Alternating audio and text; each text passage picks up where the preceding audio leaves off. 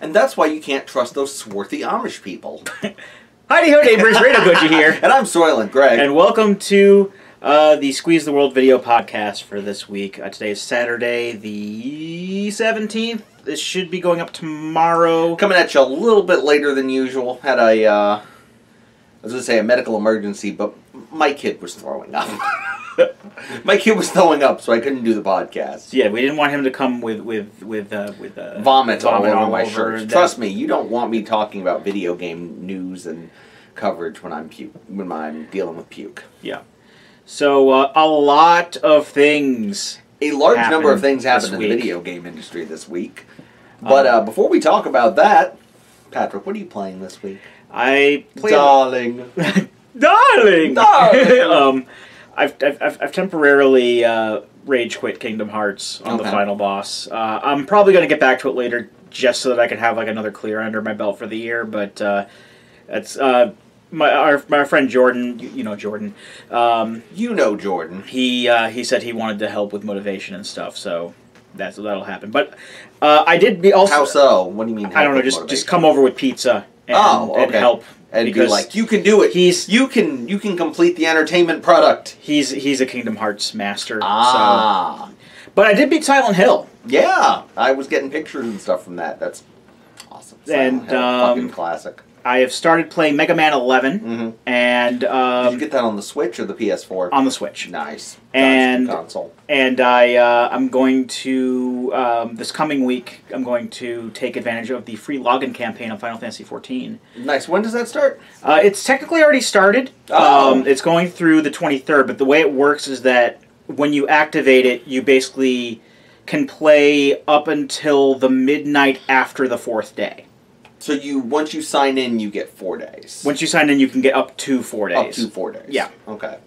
Interesting. So what are you doing? I played a little bit of Yakuza 0. I've beaten the first 2 chapters. It's a lot of fun. I've done a number of the side stories. Had important adventures like beating up people to help a child get a video game on release day, or giving a bunch of homeless people congregating in an alley different types of alcohol, or teaching a shy dominatrix how to properly abuse her clients. So basically a normal day in the life of a Yakuza. Basically, yeah, a normal day in the life of a man whose life revolves around loyalty and punching. Yeah. I love the protagonist of the Yakuza games. He's such a lovable goober for whom punching is the cause of and solution to all of life's problems. Does he play as much Space Harrier as the guy from Shenmue? I don't know. I've played Space Harrier a couple times. I've played Outrun more, though. Outrun's better. I really like the disco... The karaoke's good, too, but the disco has this really interesting rhythm game that involves hitting the buttons and also making as long of a path around the game board as you can while doing it, and it's really interesting. I'm working on getting good at that. Other than that, I've been playing Cuphead. My son has been helping me play Cuphead. We've been playing 2-player, and I've been playing it by myself. I finally beat the goddamn dragon, Grim Matchstick, one of the most infamous bosses of Cuphead. The boss that you must beat in order to get out of the second world of Cuphead. He is a love letter, an incredibly difficult love letter to the dragon from Mega Man 2. In that he is a dragon that takes up the side of the screen. There are scrolling clouds. You must jump from cloud to cloud while fighting him. He spits fireballs. At the end, he gets 3 heads and shoots waves of fire that doesn't happen in Mega Man 2. Take out entire sections of the screen. And he is tough. He's real tough. It took me probably at least 50 tries to beat that fucking dragon. But I did it, and my son cheered for me. So he didn't help you? No, that was me. But we do play a lot together. We play the running guns together. We play some of the bosses together. It's tough because I only have one Pro controller, so I don't have another controller that does Bluetooth, so whoever doesn't have the controller has to play it on the keyboard, which is kind of a pain. I don't know if you've ever tried to play Cuphead on a keyboard, but it's not an ideal situation. Yeah, I think you mentioned that. before. But yeah, that's what I've been doing this week. Game-wise, anyway. So what's the game industry been doing this week? Well... Time for our news? Time for the... Now the news. That was the news. Time did that joke before. The news, I do it all the time. I do it every day. I open palm slap a copy of the MST3K episode overdrawn at the memory bank and start doing the moves in time with my main man, Raul Julia.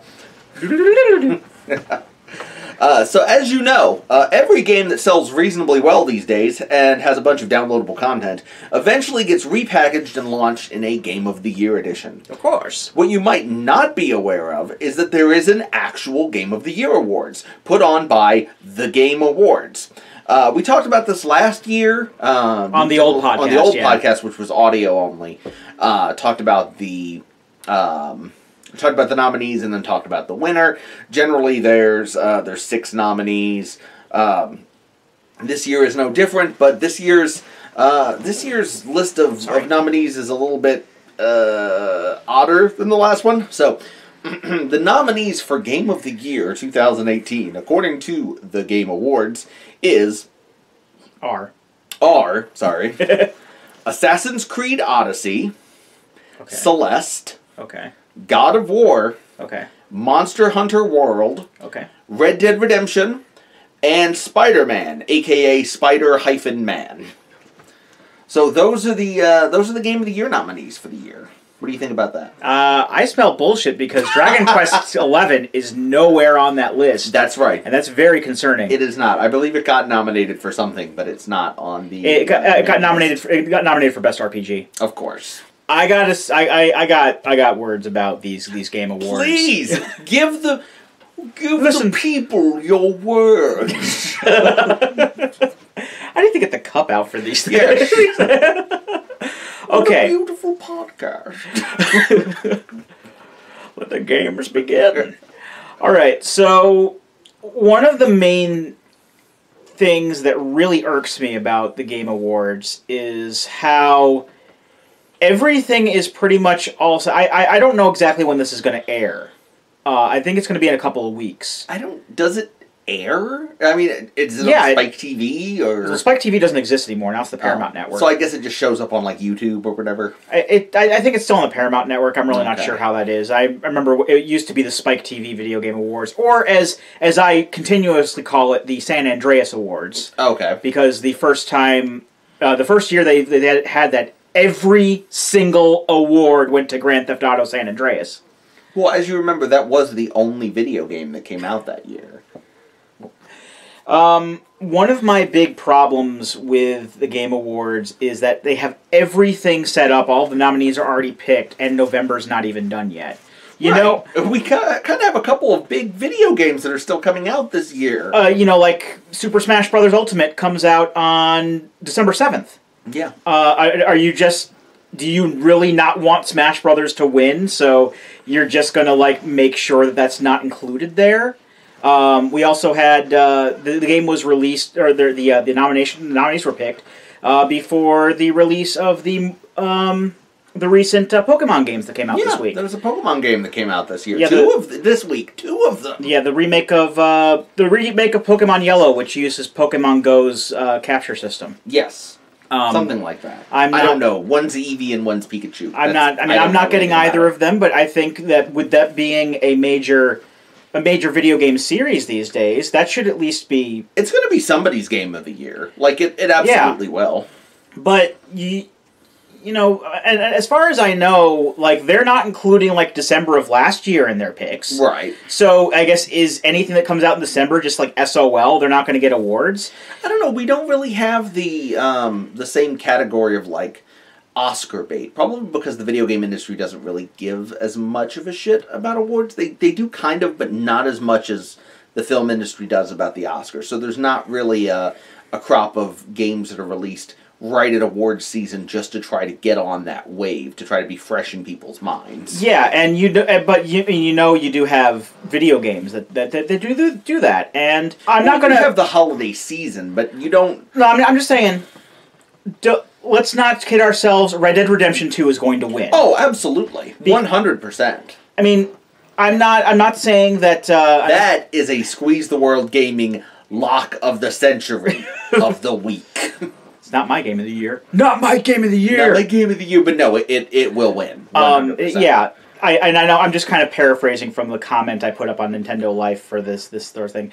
I'm not saying that I'm hip with what the kids like today, but if I ran this sort of thing, first off, I would wait until the year is mostly over before I did that. Maybe like mid-December to late December to let some December titles come out, because that's still the same year. And I would also likely wait until some of the hype dies down on some of these games, so that we're not just giving all of our awards to a game that came out 2 weeks ago. Hype is all we are. I mean, there are a lot of other games that had a lot of hype attached to them when they came out. Assassin's Creed Odyssey was one of them. Spider-Man, God of War. Had a ton of hype around it. But at this point, right now, the only thing on people's minds is Red Dead 2. And, it's like, what the fuck is God of War? We don't remember that shit. That was back in April. Yeah, are you fucking kidding me? But that's pretty much what it is. And I've already seen, Red Dead is on more than one of these categories, so it's probably going to scoop up all those awards too, because it's a Rockstar game, and that's what they do. It's the San Andreas Awards all over again. Oh, of course. Now, I'm not saying that I'm going to predict the future or anything like that, but that's just where I think that this is going to go, because that's usually how that works. I mean, hold an envelope against your head. Red Dead Redemption 2. I mean, again, back in 2015, when GameFAQs had their best game of all time poll, Undertale won, and it was only out for like 2 weeks, it's like a month or so. And again, I like Undertale. Undertale is this game good. Undertale's better than, it's better than having it be Final Fantasy VII versus Ocarina of Time again. Do they still do those? Yeah. Even though GameSpot owns them now? They're doing a character battle right now. Oh my god. But imagine being the sort of person who cares deeply about a character battle on GameFAQs. I just vote for them if I see them. If you are one of our fans and you care deeply about a character thing on GameFAQs, I'm not talking about you. I'm just saying, I like Undertale enough, but it's not anywhere near close to best game ever made. Deltarune is actual game of the year, though. No. If you say so. It might be. The thing that jumps out at me looking at this list, first of all, is, one, no Nintendo. Of course. And two, they didn't want a repeat of last year. And this is me, this is anecdotal, but the thing that kind of surprised me about last year, 2017's, is that I had actually played every single game that was nominated for Game of the Year. It was Odyssey, it was Mario Odyssey, not Assassin's Creed Odyssey, the new Zelda, Horizon Zero Dawn, Persona 5, and PUBG, which wasn't even out yet. PlayerUnknown's Battlegrounds, which wasn't in 1.0, but was out. And I had played all of those. This list, the only game that I've actually played is God of War. God of War was a good game. It was a very good building on of the previous God of War games. But, interesting to see Celeste in there. Celeste was really popular when it came out. It was. It's a game that I'm interested in. I think it's kind of odd for them to go for a ultra-hard 2D platformer after snubbing ultra-hard 2D platformer Cuphead for the Game of the Year nomination. But yeah, as we've said previously, the fix is in here. It's going to be Red Dead Redemption 2. Just the fact that they nominated it less than 2 weeks after it officially released. And it may as well be another open-world action game, because that's all anybody knows how to make it these days. I mean, last year it was Breath of the Wild, which is one of those. Fair. Rockstar, Red Dead Redemption 2, it may be a sequel to Red Dead Redemption, or prequel, whatever, but what it's really a follow-up to is Grand Theft Auto 5, which is the most profitable piece of media of human history, of all time. So there's absolutely no, Rockstar is going to want a similar rate of return with Red Dead Redemption as it had with Grand Theft Auto, and it will do whatever the hell it needs to in order for that to happen. If it means that they buy the Game of the Year awards, So be it. They're Rockstar. They have billions and billions of dollars to do that. They don't give a shit. Lightning's going to strike twice. Damn it! Lightning's going to strike all the other nominees before they can reach the. Who made these games? Oh, who's the guy? Who's the guy? Cory Balrog or whatever. I always remember because he sounds like the thing from Lord of the Rings. The creative director for God of War. Lightning's going to hit him on his way into the Game Awards, so he can't. Oh, gee golly, all the other presenters are dead. I guess we'll just have to let this digital, this fucking holographic John Marston present the awards.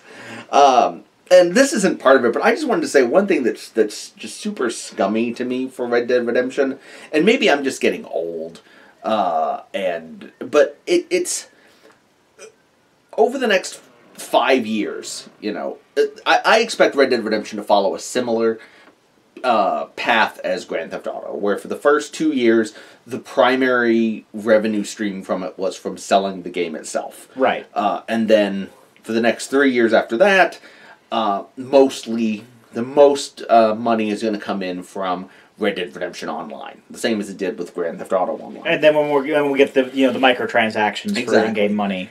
And I find it really kind of scummy that Rockstar is so locked into this at this point that people bought the game. They sold people the game without even having any of the details about the online out. Like, how many microtransactions are going to be in it?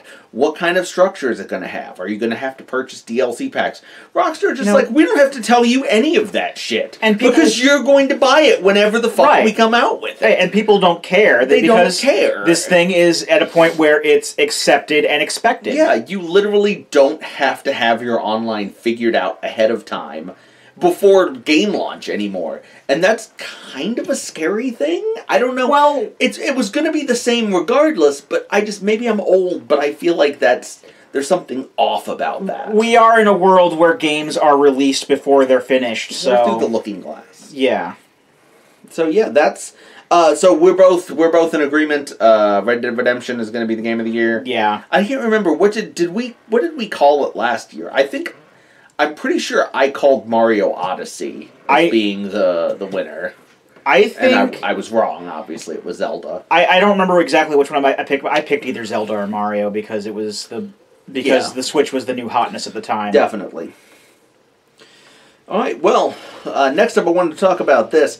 After getting tons of credit and applause from game journalists for not having microtransactions in its latest installment of the Call of Duty franchise, developer Treyarch just added microtransactions to Call of Duty Black Ops 4. I'm going to quote from a Variety article here, giving credit where credit's due, because I don't understand the first fucking thing about the garbage system they used for these microtransactions. This is from the article. Mm-hmm. Black Ops 4's virtual currency is called Call of Duty points, and it can be used to buy additional Nebulium plasma in zombies, advance through cosmetic black market tiers, or access new special orders in the black market. Why does everything in this goddamn game sound like a rejected idea from a Luc Besson science fiction movie? You must enter the black market with your Nebulium plasma. Where's our Fifth Element game, damn it? Special orders provide a new content stream for players to unlock with their own set of cosmetic items, Treyarch said. Players can use them to stack each black market tier with multiple items, so they can unlock 2 items per tier at all times and up to 3 items per tier when special events are live. Only 1 special order can be active at a time, although players can switch between them freely. They rotate on a regular basis, but once they're purchased, they stay in a player's inventory until they're completed. Does that make any goddamn sense to anyone? So they're paying real money for the opportunity to spend in-game money on a thing. Yeah, I read this a couple of times, and the closest... Basically, I think after doing some digging into it, it's basically what Fortnite is doing with the Battle Pass. With Fortnite... because you don't play Fortnite. When you play Fortnite, if you're a free player, your character levels up, or whatever, your account levels up, and you unlock cosmetics and emotes and, like, special versions of like your pickaxe and your parachute and everything. But if you have the battle pass, you unlock those things a whole lot faster, basically. So on top of the other benefits that you're getting from spending $10 on the battle pass, you also get lots more cosmetics and shit from leveling up. And I think that's what this is, like having 2 items per tier and up to 3 items per tier, meaning as you level up through these black market tiers, you're basically getting cosmetics, you're getting items, and by having these special orders on that you pay for, you're unlocking more items as you level up. So it's basically the Fortnite thing, except instead of Fortnite, you're paying $60 to play this game, and then you're using an item that you pay for to get you more stuff.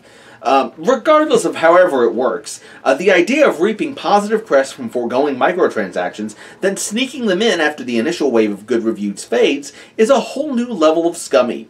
And of course, it's Call of Duty leading the charge for this new low. Yep.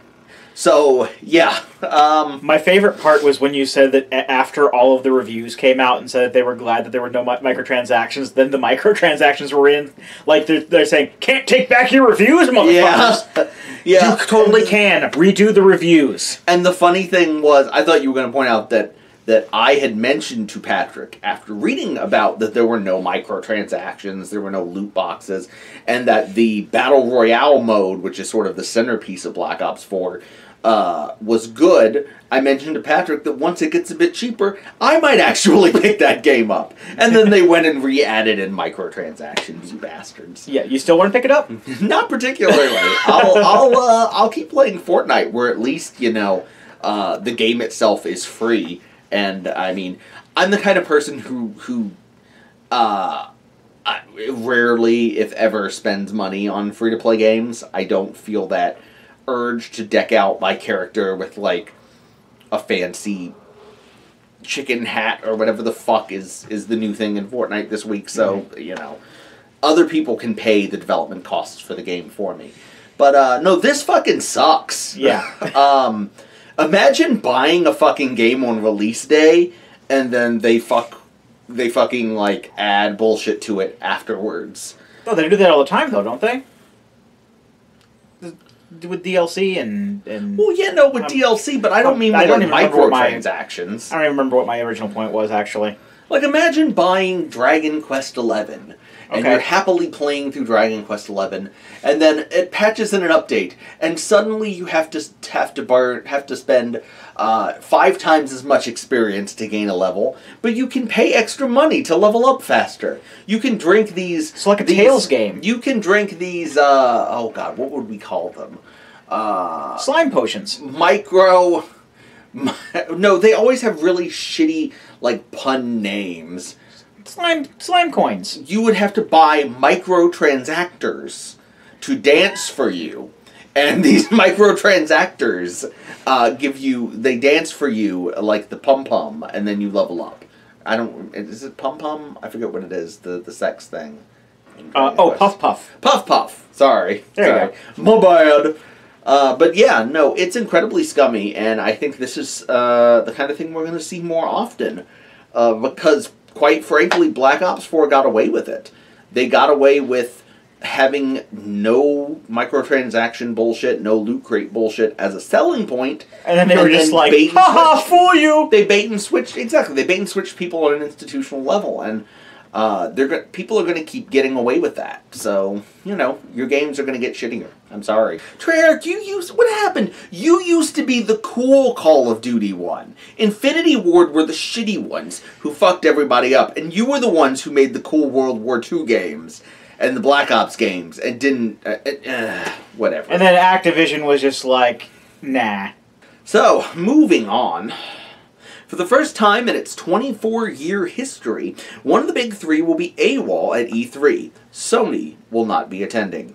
E3, the Electronic Entertainment Expo, I looked that up, just kidding, is the largest video game event of the year, and typically where game developers lay out their largest upcoming releases for the next year.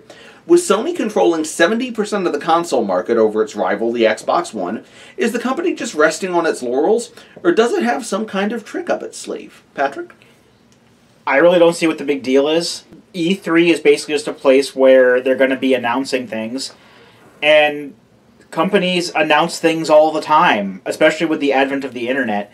I mean, back before like the internet was a big thing, I could see where E3 was a much bigger deal because this is where all these companies came together, and it was very closed door stuff, and you had magazines, reporting on it and stuff, but.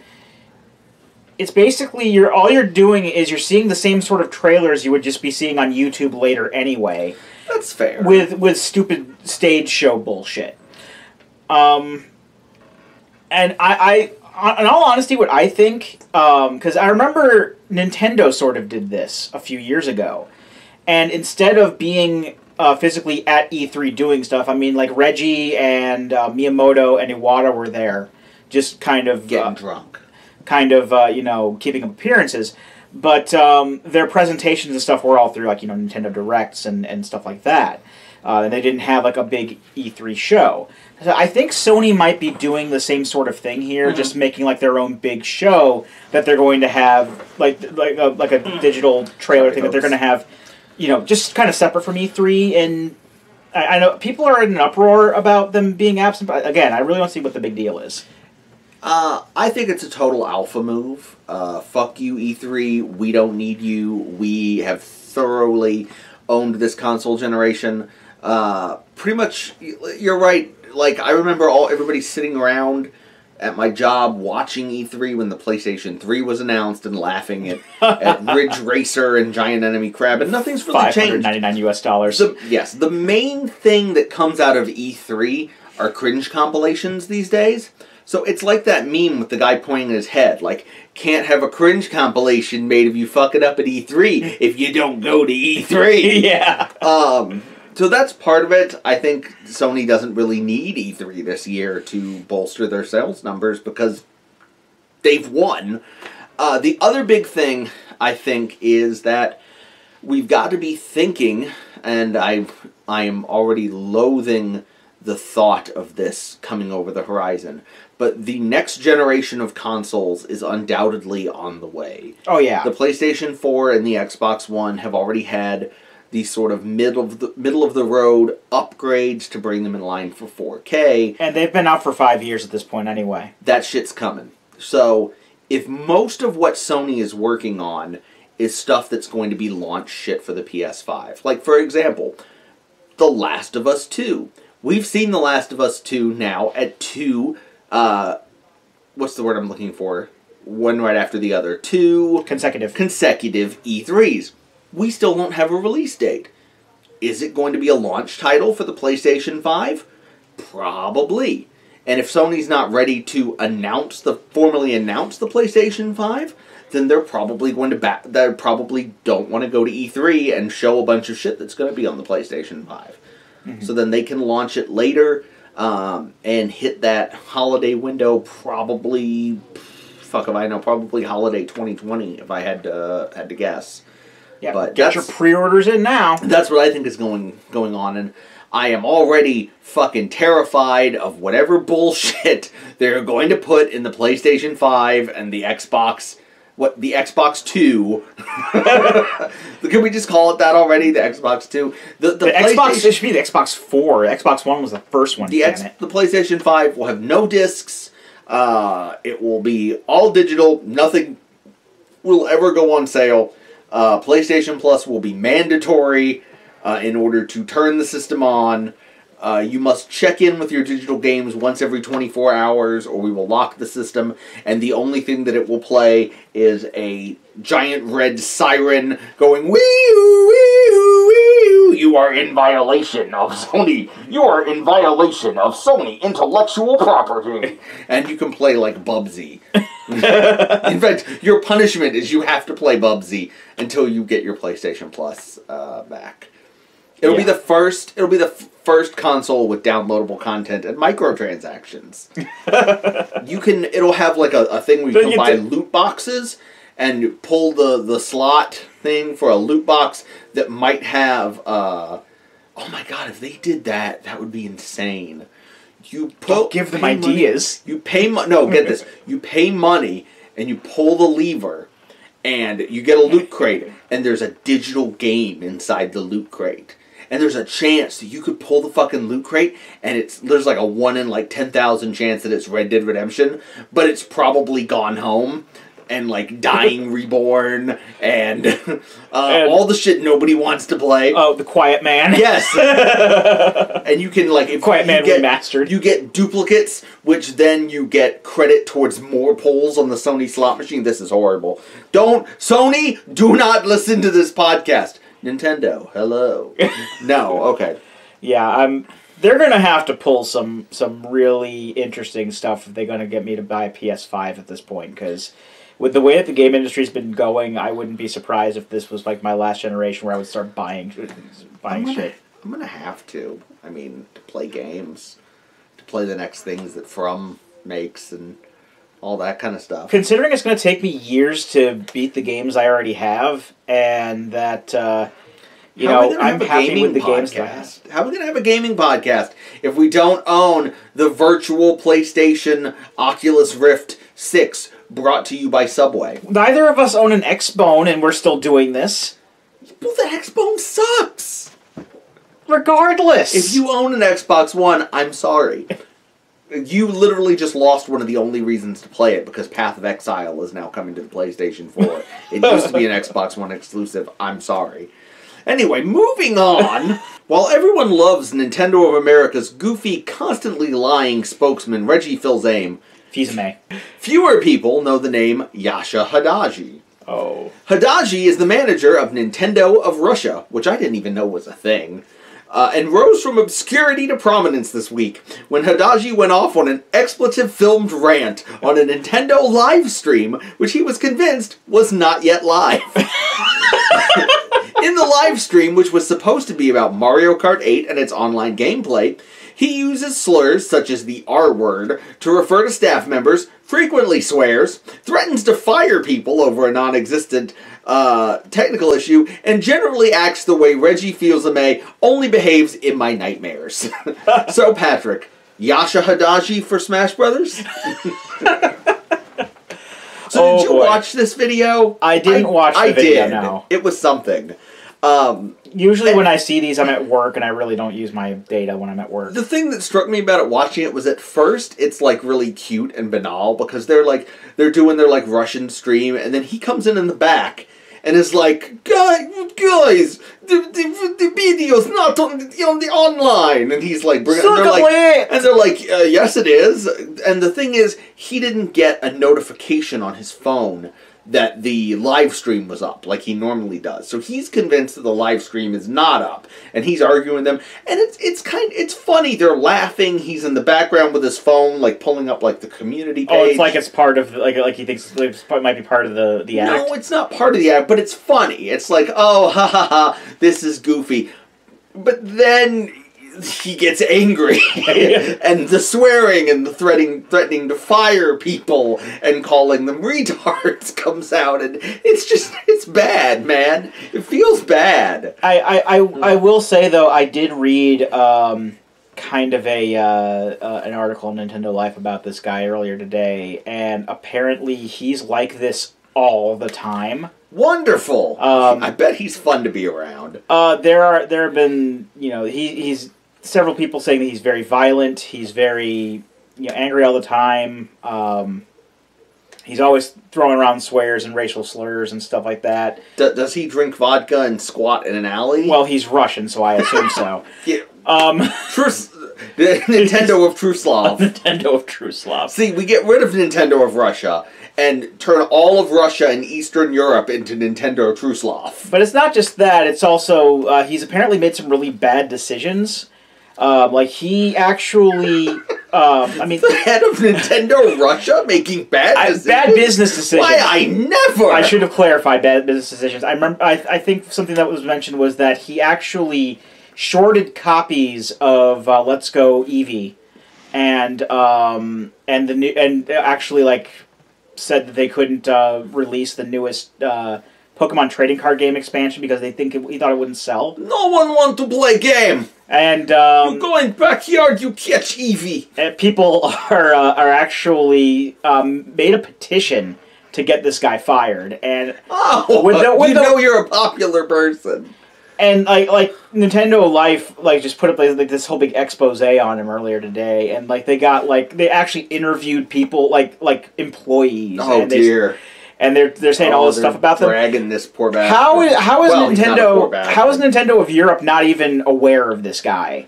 I mean, they're aware of him now. I'm sure. How did they not? How has Nintendo not already fired this guy? I'm sorry, Satoru Shibata is probably just like, I don't even know if he's still the president of Nintendo of Europe anymore. But, I mean, I only know his name because Nintendo Life is mainly a British site. But, yeah. Why hasn't he done something about it? I mean, if he's still president there. I would love to be a fly on the wall in the Japanese Home Office when, like, the Nintendo board of directors watch that video for the first time, confusedly. Whoever the new president is, I don't even know if he does anything. I mean, I know Kimishima took over after, eventually took over after Iwata passed, but there's like another guy who's president now, and Kimishima is just kind of like an advisor, but I don't even know what his name is.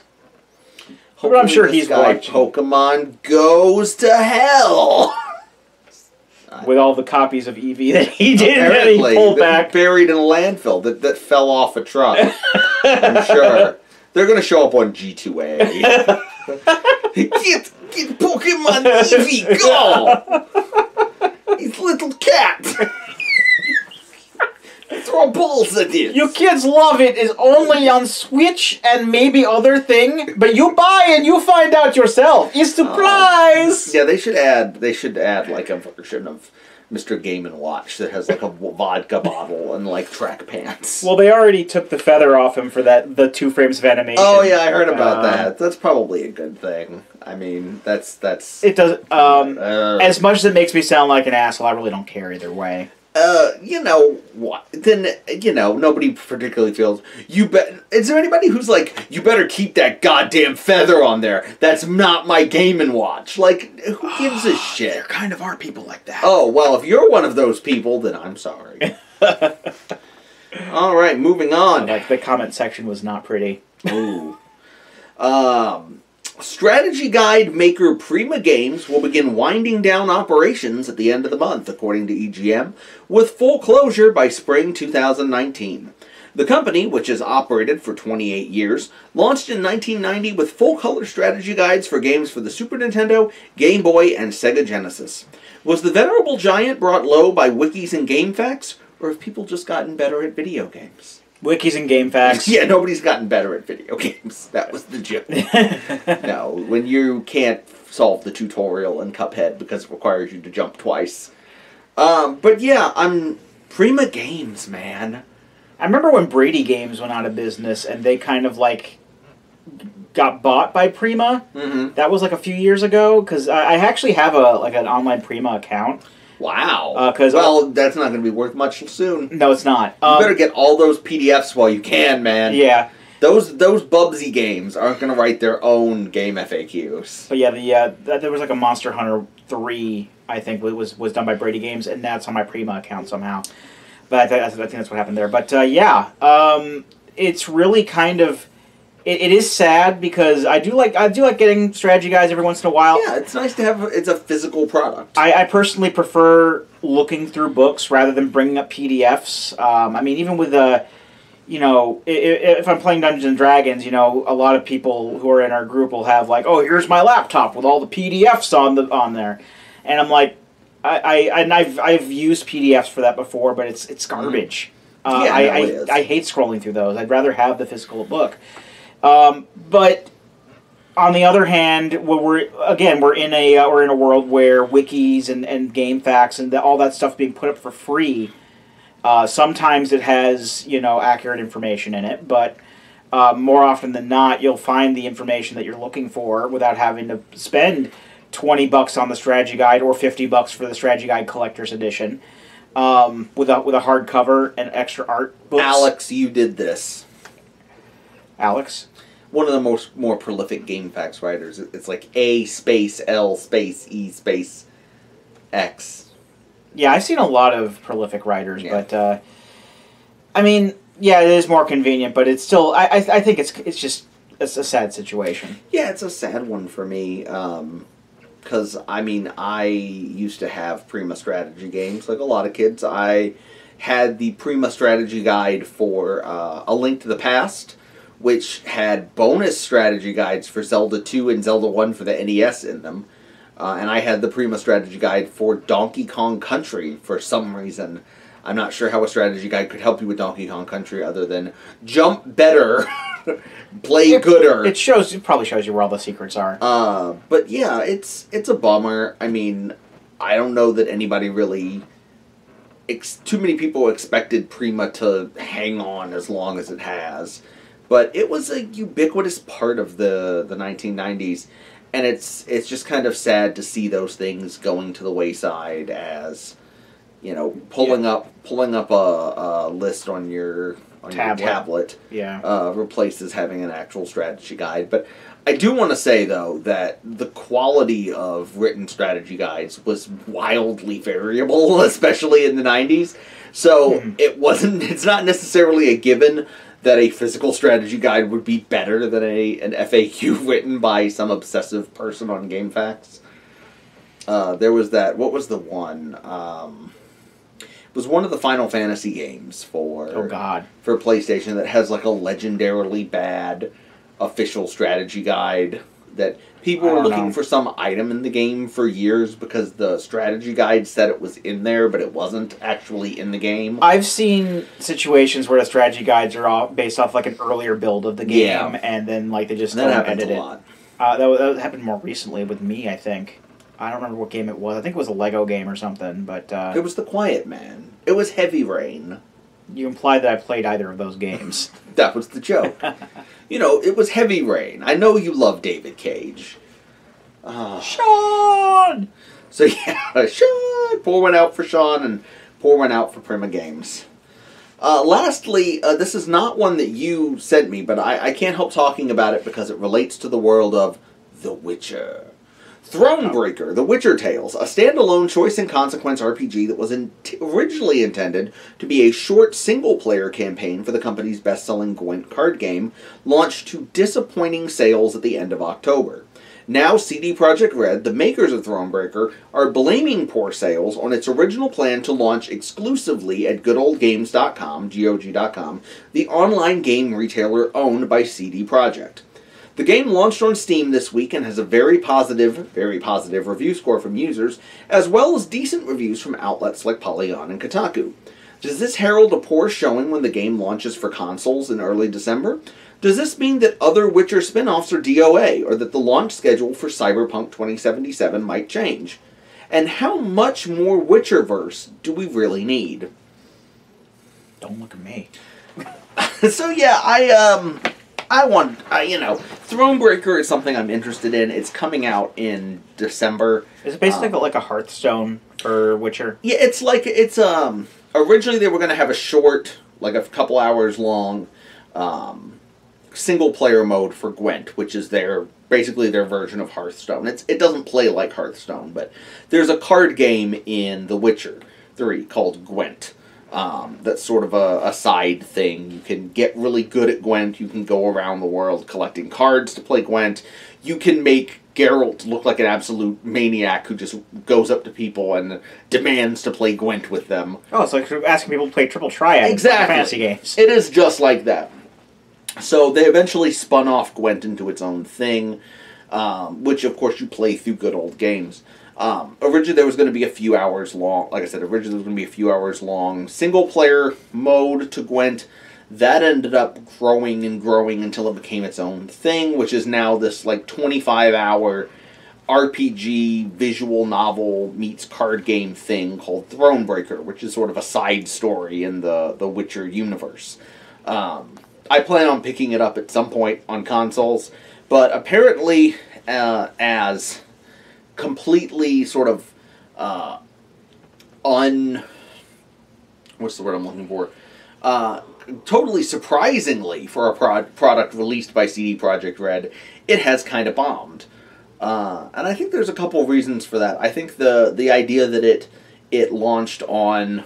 that originally you could only buy it on goodoldgames.com on their personal site, certainly costed a lot in terms of Well, that usually, in terms of visibility. That usually happens when like some PC service decides to go exclusively on something that's not Steam. Yeah. Like I know that the garbage fire known as Fallout 76 is currently, as far as the PC version is concerned, is exclusive to Bethesda's platform thing. Boy, oh boy, I watched the Jim Sterling review on that, and it was not kind. And I was talking to Jordan about it earlier today, and he said he'd be kind of interested in playing it later if the bugs were fixed or something, but then he saw it was exclusive through Bethesda's platform, and he's like, nope, that's not happening. Oh yeah, fuck no. I only know a couple of people who were excited about Fallout 76, and one of them has been playing it since it came out.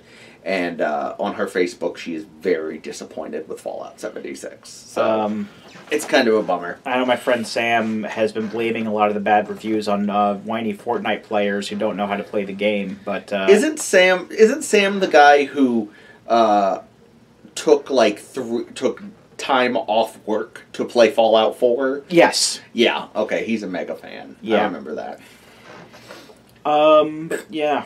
The other thing... I don't really know what else to say about The Witcher, but... the other thing I think that kind of hamstrung Thronebreaker from the start is that it's sort of cannibalizing itself. Well, one, it's kind of expensive. It's like $20. Aren't those games usually free? Well, this is a 25-hour like RPG. Oh, where you okay. make decisions. It just has a card-based battle system.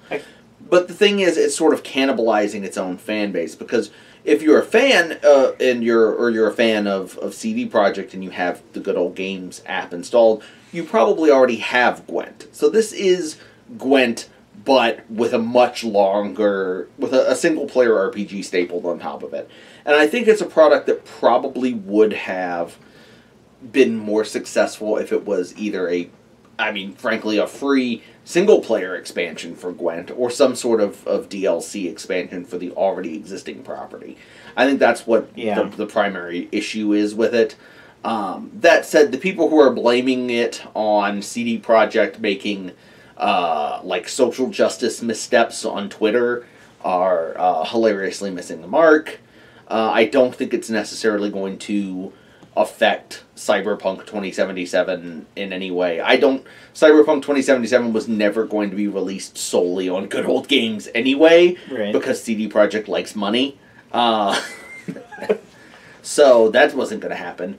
But, I don't know. I think I'm going to get... this is not a popular opinion, but I think I've had enough Witcher. I don't think I need another... I don't think we really need a Witcher 4 at this point. I'm sure that a lot of people... Let poor Geralt have a fucking rest. With as much as I hear about this game, I'm fairly sure people would have had their fill of Witcher 3 by now, at the very least. The man has suffered enough. He's fought enough monsters.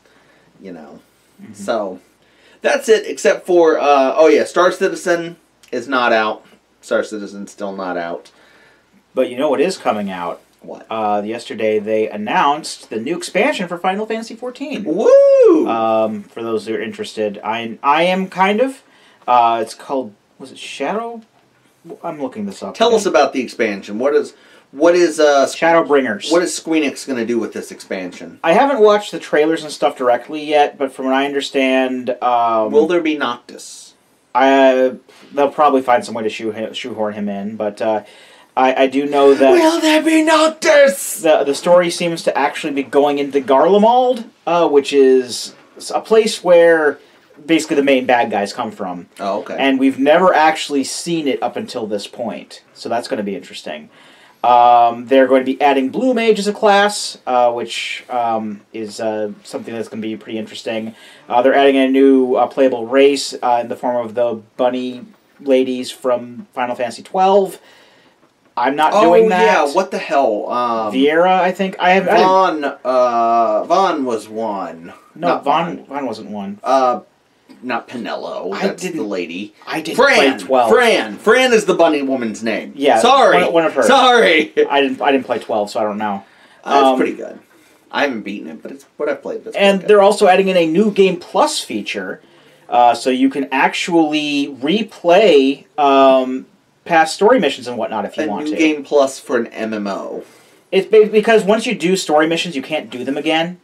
you can only like rewatch cutscenes. It's actually something that I'm interested in. Enjoy that level grind again. Well, it's a new game plus, so I think you get to keep all of your levels and classes. They should allow you. They should do like a clicker game where you restart the game, but you get some sort of bonus, and then when you do it again, it goes even faster, and then you restart again with another bonus that's cumulative. So eventually you're just leveling up through the game, like zoom, zoom, zoom, zoom, zoom, oh, great. exponential. All the gimmicky stuff like that is for Final Fantasy XV. Exactly. Oh my goodness. But, like I said, I'm kind of looking forward to it. I'm kind of interested in seeing where the story goes. I'm getting into... I'm about to play it for like the next 4 days here, but...